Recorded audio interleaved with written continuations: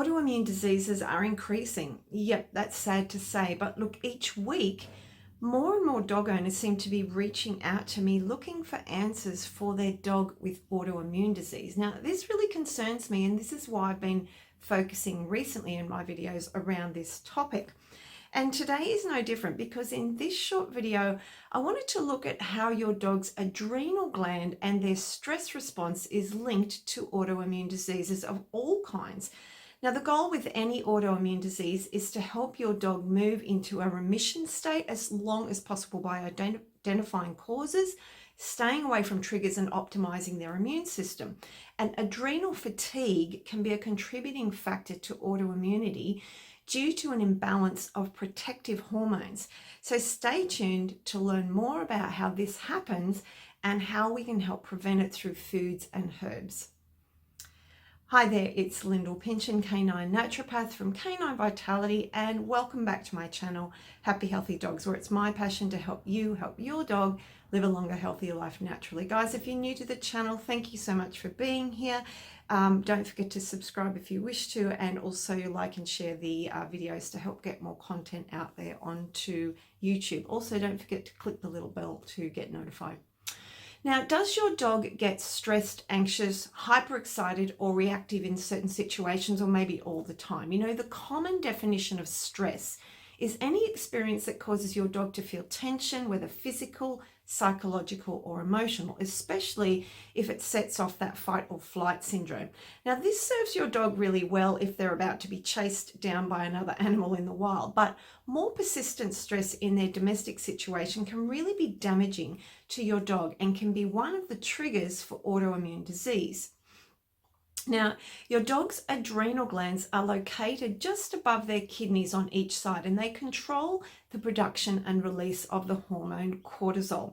Now, during any type of stress, the hypothalamus, located at the base of your dog's brain, sends a message to the pituitary gland, and then this causes a secretion of certain hormones, which then signals the adrenals to produce this cortisol. Now, after a sufficient amount of cortisol is produced, the cortisol acts on that hypothalamus to basically turn that pathway off. However, if there isn't enough cortisol being produced, the pathway doesn't get switched off, which can then lead to imbalances of not only cortisol, but many other hormones further up the chain, including thyroxine produced by your dog's thyroid. Now, the hormone cortisol is extremely important in supporting the body during any time of stress, and cortisol is particularly important in suppressing the immune system when it becomes hyper or overactive. Now, we know that autoimmune disease is the result of an immune system that's overreacting to a certain stimulus and then starts attacking different parts of body tissues. Now, usually in a healthy dog, their body puts balances into place to ensure that when the immune system is on this overreactive state, that hormone cortisol is able to down-regulate the immune system and bring things back into balance. However, if your dog's been stressed or anxious for a long period of time, this strains those small adrenal glands, leading to adrenal fatigue, with resulting lower levels of cortisol being able to be produced.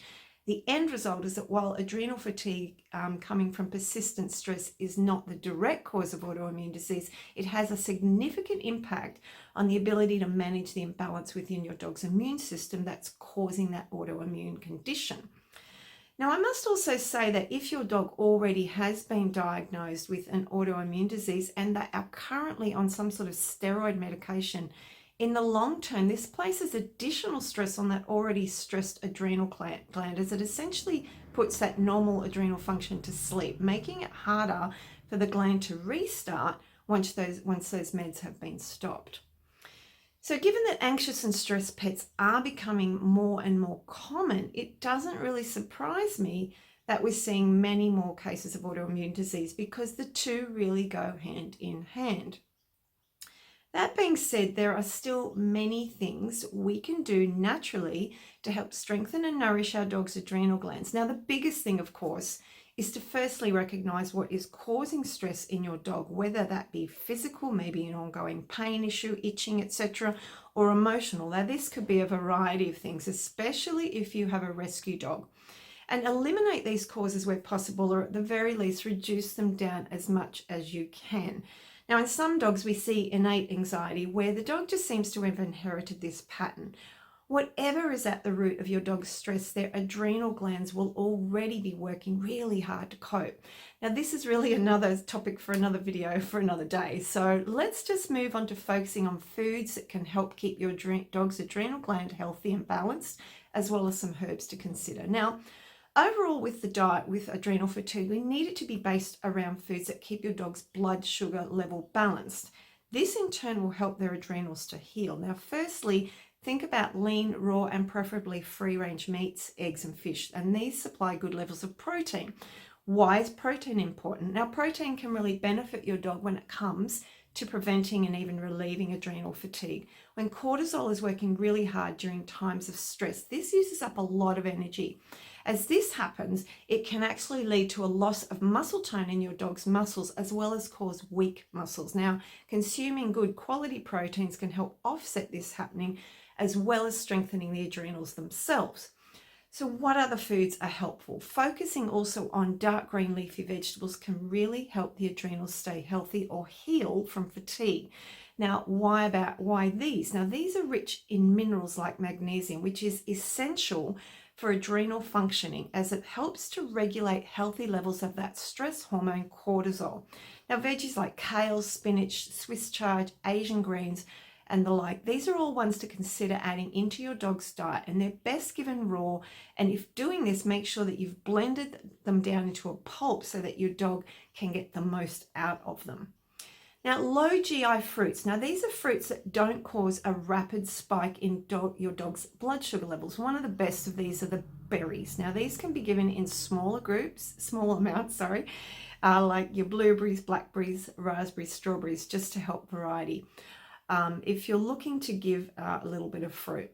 All of these will help balance out the blood sugar level. Once again, this is essential in helping keep the whole endocrine system in balance, which includes those adrenal glands. And lastly, foods like good fats, your fish oil, hemp seed oil, MCT, and fish itself. These all help to produce healthy hormones like cortisol, and low levels of good fat can lead to low level of cortisol. Now, you can focus on one particular fat or just alternate through different ones. That's fine. It's just dependent on your dog. If you've got a dog with a severe case of adrenal fatigue, you may need to focus on a few and give higher doses of those. And if that's you, of course, feel free to reach out to me for more help. In addition to the diet, there are always herbs, of course, that I love to use to support the adrenals. Now, these include herbs like ashwagandha, one of my favorites. This herb can be used long-term if needed. Rhamania, rhodiola, skullcap, rose hips, ginseng, licorice, and rose hips, I said, sorry. And if your dog is currently on any steroid medication, just make sure you're avoiding the ginseng and the licorice. Now, all of these herbs are good to be given over a longer period of time if needed, with the exception of the ginseng and the licorice. I would recommend around 3 months at least, and 1 to 2 drops per kilo of body weight per herb. If you do need more specifics, though, of course, guys, once again, if your dog's got some sort of issue with adrenal fatigue or autoimmune and you need some help, reach out below, put a comment below and I can get back to you about that. But in general, as I said, you would need to give them for around about 12 weeks to get good results from those herbs, in addition to adding in those dietary changes to your dog's diet. Well, guys, I hope this short video helps you. As you can see, the adrenals play a really crucial part, not only in keeping your dog's immune system healthy, but really in keeping their whole body healthy. And when the cortisol level is not where it should be, it can start to really cause major problems in your dog's health. Okay, guys, well, if this video was helpful and you enjoyed it, please give it a thumbs up, like, and share, as I said before. If you've got any issues with your dog and you'd like some assistance, all my contact details are below as usual. Wherever you are in the world, guys, I hope you're having a great day. I'm looking forward to catching up with you in another video, but for now, have a good day. I'll talk to you soon. Bye for now.